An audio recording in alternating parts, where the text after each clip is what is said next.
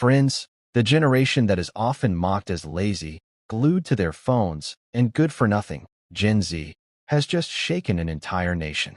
In Nepal, the youth didn't just protest. They forced their Prime Minister, KP Sharma Ali, to resign. Yes, an entire government brought to its knees by the so-called TikTok generation. But here's the shocking part. This wasn't just about politics. The protests went so far that parliament was set ablaze. Ministers were dragged out and beaten in the streets. And tragically, even the former prime minister's wife lost her life when protesters set fire to her home. So, what triggered this explosion of anger? Was it really just about a social media ban? The truth, my friends, goes much deeper. Let's uncover it. The march started peacefully. Organized by an NGO called Hami Nepal, the protesters walked from Madagar Mandala, a symbolic monument, toward parliament. But the government responded with force. Police deployed water cannons, tear gas, and even rubber bullets. Within hours, chaos broke out. Protesters clashed with police, some stormed into the parliament complex, and before anyone realized, the movement had turned into a nationwide uprising. The official reason? The government said it wanted to regulate foreign platforms. But the people saw it differently.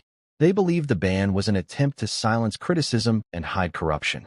After all, social media was full of videos exposing lavish lifestyles of politicians' children, the so-called Nepo kids, while ordinary Nepali youth struggled to find jobs. Soon hashtags like hashtag Nepo kids and hashtag Nepal protests flooded TikTok. The comparison was brutal.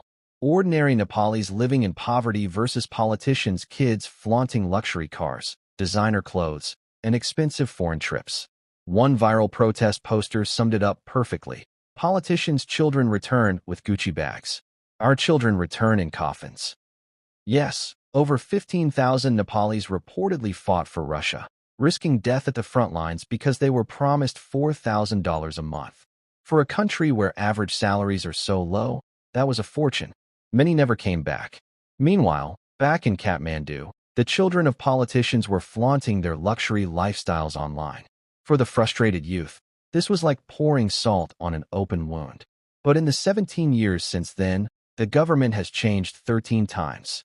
The same handful of politicians, KP Sharma Ali, Pushpa Kamal Dahal, Shurbadur Dubha, kept rotating power. Governments were unstable, alliances broke apart every few months, and corruption became the norm. By 2025, the youth had simply lost all faith in this broken system. When the social media ban came, it wasn't just about apps. It was about their voices being taken away. Instead of calming things down, this heavy-handed response only fueled the fire. Protesters set fire to parliament. They attacked ministers' houses. Even the homes of the prime minister and president were torched. The army had to use helicopters to evacuate officials. By September 9th, around 2 a.m., Prime Minister KP Sharma Ali finally resigned. The army chief has called for peace. Opposition leaders are trying to seize the moment. And in the background, whispers have already started. Could Nepal return to monarchy? That, my friends, would be a dangerous step backward. The solution must come within democracy, not outside it. Nepal today is a living reminder of what happens when governments ignore the voices of their youth. Corruption, nepotism, unemployment, inequality, these are the real explosives. The social media ban was just the match that set them off.